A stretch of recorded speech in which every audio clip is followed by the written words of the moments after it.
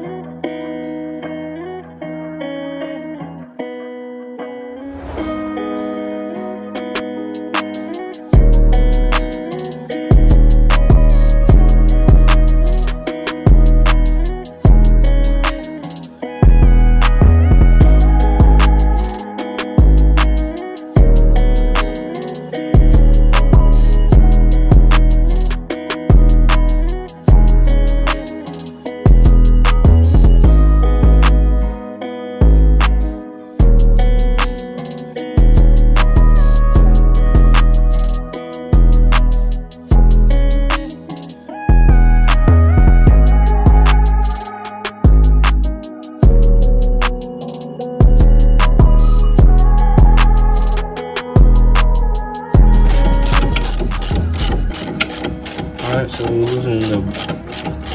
loosening the bolt for the strut. So all we had to take off was a nut on that right here. So the nut on that.